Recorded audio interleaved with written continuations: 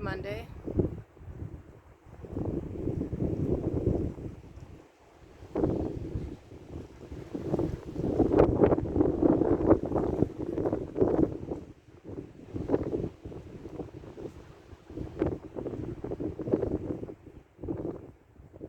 It's perfectly calm and peaceful, and then I sit down to do a reading and the wind picks up.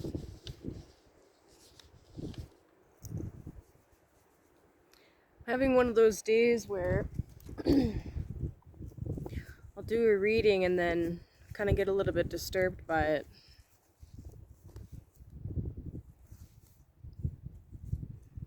Okay. There we go. Now I can see what I'm doing.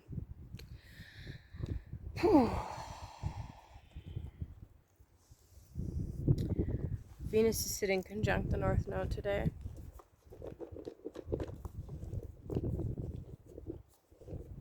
What does that mean? Anytime a planet is conjunct the North Node, we are always hungry for it and we want more of it. But it's also like a destiny point. So Venus rules money, love, relationships, food, sweet things, things that appeal to our pleasure centers. So Venus conjunct the new moon definitely brings this, I want more of these things. I want sweet things, chocolate. I want attention from the opposite sex. I want money. I want to buy luxurious things, especially dependent upon where this particular thing is happening in your chart. But it can definitely awaken compulsions in some people, and being that it's happening in Gemini, I think having a bit of a flirtiness is not a bad thing. That's very Gemini. Just yeah, and ensure that you're not falling into compulsions this week. Starting with the runes today. Ensure you're not falling into compulsions this week, and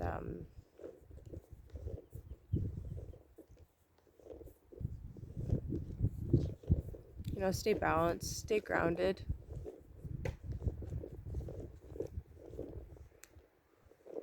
Try to stay out of your head.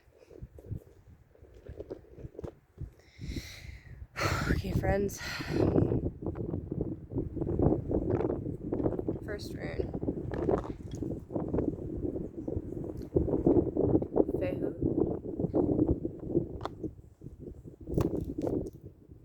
Money.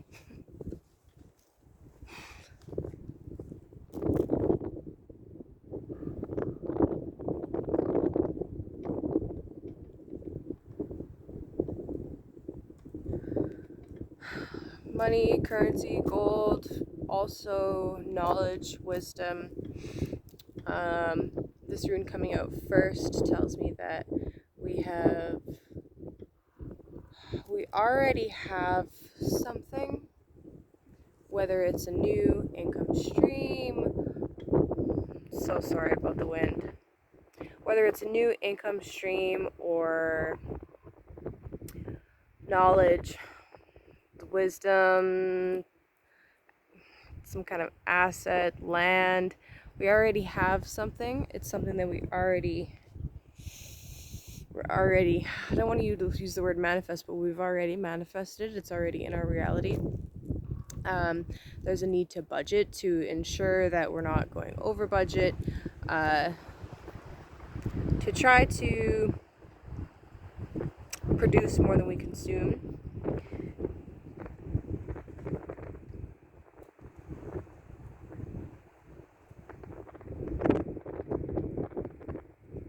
It's probably on a lot of people's minds, so spend wisely.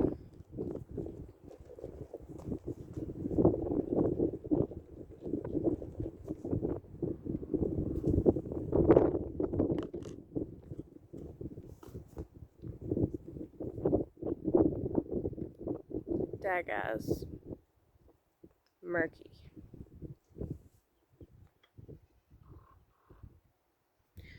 Usually this is the moment of daylight, a synthesization between light and dark, hope. It came out upside down though, so the energy of Dagaz is either blocked or impeded or darkened. So instead of dawn, it's dusk. Instead of awakening and blinders being pulled off, blinders are being put on. There's a disconnect between left and right hemisphere, masculine and feminine. It's interesting that I started out with talking about being cautious about compulsions with the opposite sex. That's not what Dagaz is about. However, considering that it came up murky, and that is a theme of this week with Venus, I would say that that's a possibility. And I mean, when issues arise between you and someone that you're in a relationship with, or trying to form a relationship with, or something along those lines, it's usually 9 times out of 10 actually coming from a disjointed relationship in yourself. It's basic psychology, your anima and your animus, right? If you had a poor relationship with your mother, guaranteed, and you're a male, guaranteed you're going to have issues with relationships with women. If you had a poor relationship with your father and you're a girl, you're going to have issues with the men that you choose to have in your life. And it can come out with people of the same gender or opposite genders or whatever. That's just it's the basic idea. So that's interesting that Dagaz typically symbolizes the synthesis between opposite poles, and it's murky, so it's like it's disjointed, so there's a disconnect there, and that's something to watch out for this week. It's an energy that we're in. It also, you know what it could also be? As the wind picks up again, it could also be referring to heightened propaganda and like people being fooled by heightened propaganda. Since Dagaz typically symbolizes awakening and illumination and seeing through the darkness, it's daylight, it could very well be like a darkening. You know what I mean?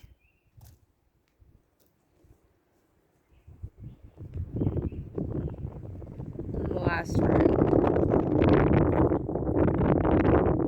It just fell. Lagos.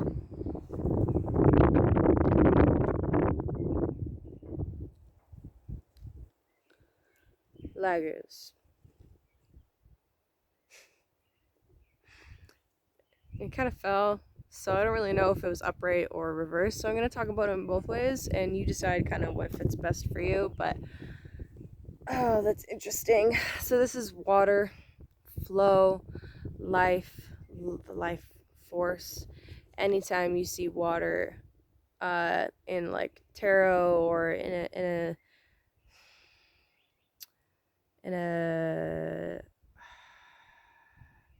a symbol,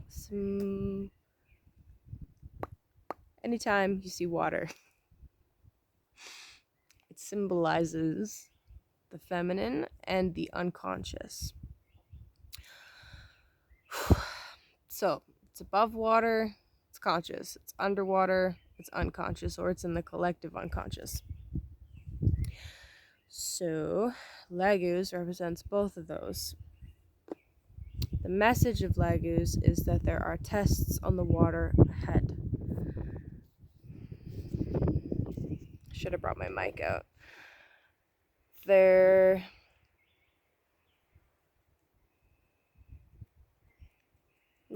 There's a storm at sea, and the only way to ensure that you're gonna be okay through this storm is to make sure that your ship is good. Your body is your ship, your vessel, right here. And how do you ensure that? Well, there's basic hygiene that needs to be attended to, like not just physical hygiene like brushing and flossing your teeth, but like spiritual hygiene. So meditation or prayer or whatever it is that you do that helps like center your mind and calm yourself. If you have any regular like shielding practices, those are great too. Cleansing, like smudging with sage or different herbs. These are things that, especially done consistently, can really help you when you're going through turbulent times.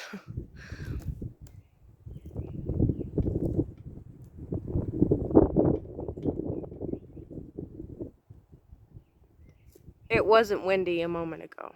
Before I sat down, it wasn't. Just so you know.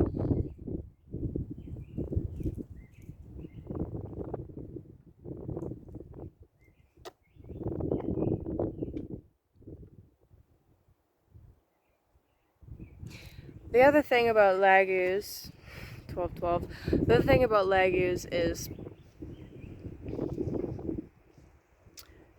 I hope the sound is okay. It's urging you to go into the unconscious, to go into your body, to your stored memories, to your stored traumas, to explore the unconscious, really. And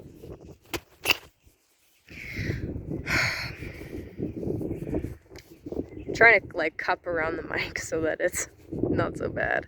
Anyway,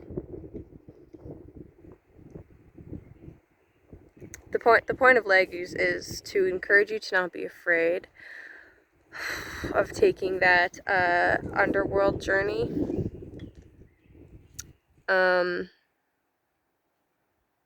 It's never fun. It's never fun or really very enjoyable to sit with your trauma, with your wounds, but it's absolutely essential if you want to evolve in this lifetime.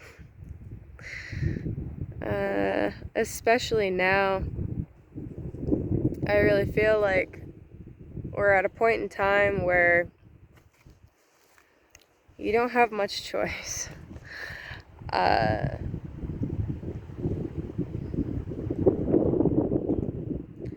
It's work on your shadow aspects.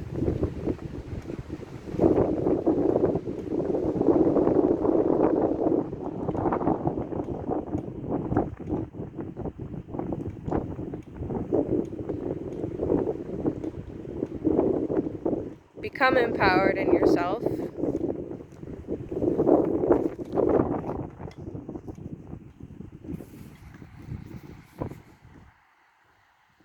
Or don't, and be enslaved.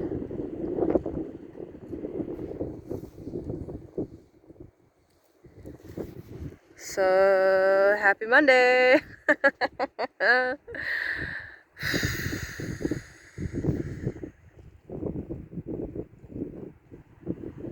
Okay.